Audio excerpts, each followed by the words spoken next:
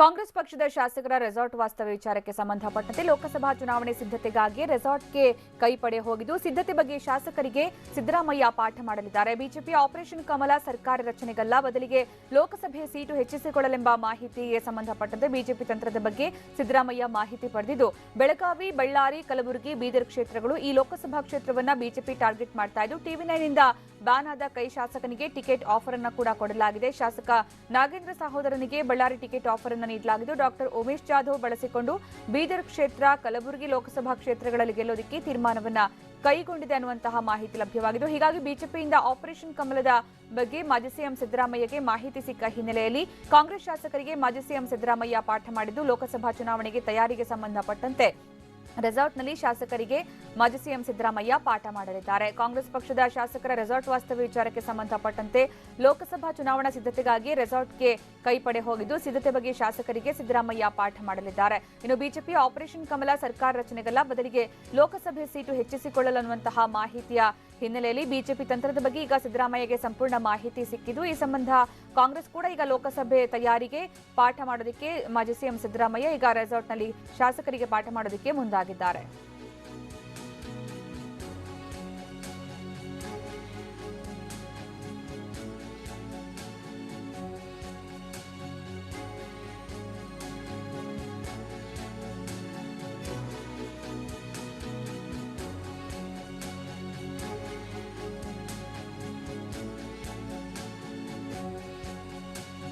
ಈಗ ಸಚಿವ ಡಿಕೆಶಿ ಮಾತನಾಡ್ತಾ ಇದ್ರೆ ಏನ್ ಹೇಳ್ತಾರೆ ನೋಡೋಣ. ಮಾಧ್ಯಮ ಸ್ನೇಹಿತರು ಬಹಳ ಪಾಪ ಹಗಲು ರಾತ್ರಿ ಸ್ಟ್ರೈನ್ ತೆಗೆದುಕೊಳ್ತಾ ಇದ್ದೀರಾ, ಅವಶ್ಯಕತೆ ಇಲ್ಲ. ಇಡೀ ಸರ್ಕಾರದ ಕೆಲಸ, ಜನರ ಕೆಲಸ, ಎಲ್ಲ ಮಂತ್ರಿಗಳು ಅವರ ಡ್ಯೂಟಿ ಎಲ್ಲ ಅಟೆಂಡ್ ಮಾಡ್ತಾ ಇದ್ದಾರೆ. ಈಗ ನನಗೆ ಬಳ್ಳಾರಿ ಮಿನರಲ್ ಫೌಂಡೇಶನ್ಸ್ ಮೀಟಿಂಗ್ ಇದೆ, ಈಗ ಸಾಯಂಕಾಲ ವಿಧಾನಸೌಧದಲ್ಲಿದೆ. ಈಗ ಒಂದು ನಮ್ಮ ಪಾರ್ಟಿ ಮೀಟಿಂಗ್ ಇದೆ. ಎಲ್ಲ ಪಾರ್ಲಿಮೆಂಟ್ ಕ್ಯಾಂಡಿಡೇಟ್ಸ್ ಬಗ್ಗೆ ನಮ್ಮ ವರಿಷ್ಠರು ಒಂದೊಂದು ಜಿಲ್ಲೆವಾರು ಕರೆದು ಮಾತಾಡ್ತಾ ಇದ್ದಾರೆ. ಅದು ಬಿಟ್ಟರೆ ಏನು ವಿಶೇಷ ಏನಿಲ್ಲ. ಸೊ ಸರ್ಕಾರದ ಕೆಲಸ, ಪಕ್ಷದ ಕೆಲಸ, ಸಾರ್ವಜನಿಕರ ಕೆಲಸ ಎಲ್ಲ ಕೂಡ ಒಟ್ಟಿಗೆ ನಾವು ಮಾಡ್ತಾ ಇದ್ದೀವಿ. ದಯವಿಟ್ಟು ತಾವೆಲ್ಲ ಹೋಗಿ ರೆಸ್ಟ್ ತಗೊಳ್ಳಿ. ಸರ್, ಇನ್ನೂ ಎಷ್ಟು ದಿವಸ ರೆಸಾರ್ಟಲ್ಲಿ ಅಂತ ಅಂದರೆ ಇವತ್ತು ಮಾತ್ರ ಅಥವಾ ನಾಳೆಗೆ? ಇರಿ, ಈಗೇನು ಸದ್ಯಕ್ಕೆ ಈಗ ನಾನು ರೆಸ್ಟಾರ ಹೊರಗಡೆ ಇದ್ದೀನಲ್ಲ, ನನ್ನ ಏರಿಯಾಪ್ಪ ಇದು. ಸರ್ ಇಲ್ಲ ಟೆನ್ಷನ್ ಇಲ್ಲ ಅಂತ ಹೇಳಿದ್ರು. ಬಿಜೆಪಿ ಆಪರೇಷನ್ ಕಮಲಕ್ಕೆ ಯಾಕೆ ಇಷ್ಟೊಂದು ಟೆನ್ಷನ್ ಮಾಡ್ಕೊಂಡಿದ್ದೀರಾ ಅಂತ, ರೆಸಾರ್ಟ್ಗೆ ಬರುವಂತ ಅವಶ್ಯಕತೆ ಇದೆ ಅಂತ ಕಾಂಗ್ರೆಸ್ ಶಾಸಕರು ಬಿಜೆಪಿ ಅವ್ರ ಶಾಸಕರನ್ನ ಅವರು ಹೇಳ್ತಾರೆ. ಆಯ್ತು, ನೋಡಿದ್ವಲ್ಲ ಇದು ಬೆಳಗ್ಗೆ ನಮ್ಮ ಯಡಿಯೂರಪ್ಪನವರ statement ಗಮನಿಸಿದ್ವಿ. Sir, when Ishwarappa speaking to media in airport, he said Siddaramaiah became mad after all these operations. So how will you react to these kind of statements by a state leader? I don't want to react to any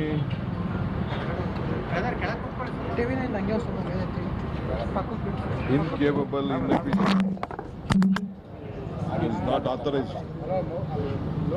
Anyone Yediyurappa wants, I can react to him.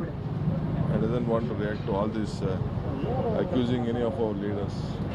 Sir, these process Using our leader name, they feel that they can become leaders. Sir, BJP ಟೀಕೆ ಮಾಡಿದೆ ಏನಂದ್ರೆ ಈ ರೆಸಾರ್ಟಿಂದ ಹೊರ ಬರುವಾಗ 982 ಕೋಟಿ resort ದಂಡ ಕಟ್ಟಬೇಕು, ಅದನ್ನು ಕಲೆಕ್ಟ್ ಮಾಡ್ಕೊಂಡ್ ಬರಲಿ ಕಾಂಗ್ರೆಸ್ನವರು ಅಂತ ಹೇಳಿದೆ. ಬಿಜೆಪಿ ಟೀಕೆ ಮಾಡಿದೆ. They should know, ಬಿಜೆಪಿಯವರಿಗೆ ಗೊತ್ತಾಗಬೇಕು. ಬಿಜೆಪಿಯವರು ಅದನ್ನು ಮಾಡಲಿಲ್ಲ. ನಮ್ಮ ಸರ್ಕಾರ, ನಾನು ಸೇರಿಕೊಂಡು ಆ ಕಮಿಟಿಲಿ ಇಟ್ಕೊಂಡು ನಾವೇನು ಈ ರಾಜ್ಯದ ಒಕ್ಕಸಕ್ಕೆ ಏನು ಸಹಾಯ ಮಾಡಬೇಕು ಆ ಕೆಲಸನ ನಾವು ಮಾಡಿದ್ದೀವಿ. ಸಮ್ ಲಿಟಿಗೇಷನ್, ಕೋರ್ಟ್ ಲಿಟಿಗೇಷನ್ಸ್ ಇದೆ. ವಿಧಾನಸಭೆಯಲ್ಲಿ ಚರ್ಚೆ ಕೂಡ ಹೇಳಿದ್ರು ಮಾಡ್ತಾರೆ. ಅದೇ ಅಕ್ರಮ ಹಿನ್ನೆಲೆ ಇಲ್ಲಿ ರೆಸಾರ್ಟ್ ಅಲ್ಲಿ ಇಟ್ಕೊಂಡಿದ್ದೀರಿ ಸರ್. ಸರ್, ಅಕ್ರಮ ಹಿನ್ನೆಲೆ ನೀವು ನಾಳೆ ದಿನ ಕಳಿಸ್ಲೇಬೇಕು ವಾಪಸ್ಸು. ಯಾರು ಹೇಳಿದ್ರಿ ಸರ್? ಮತ್ತೇನು ಕರ್ಕೊಂಡ್ ಬಂದ್ರಿ? ಅಂದ್ರೆ ಸಮಸ್ಯೆ ಇದೆ ಅಂತ ಅರ್ಥ. ಕಳಿಸಿ, ನಿಮ್ಗೇನೋ ನಿಮ್ಮ ಕಲ್ಪನೆಗೆಲ್ಲ ನಾನು ಉತ್ತರ ಕೊಡಕ್ಕೆ ಆಗ್ತಾ ಸರ್, ಕಲ್ಪನೆ ಅಲ್ಲ ಸರ್, ವಾಸ್ತವ ಅಲ್ವಾ ಕರ್ಕೊಂಡ್ ಬಂದಿರೋದು? Yes, we are already on the job. We are doing a drought work. Already I finished, ask here. I finished this district. We finished Tumkur. We finished Chitradurga. We finished Shivamoga. and all our ministers are on the job. We are on the job. We will do that. It is our bound duty. We are responsible for the people of Karnataka. They feel governance is on the sidelines. Who said? Already I'm on the job. Just come at 4 o'clock to Vidhan Sabha. We will meet there. Sir, yeah, Mr. Yediyurappa said, Mr. D.K. Shivakumar, when he was speaking to Suresh, he said that if BJP thinks in a different manner, we will also think in the same manner. You better ask him. I don't want to be anyone's. Thank you. Operation ಕಮಲದ ಭೀತಿ ಇನ್ನೂ ಇದೆ sir.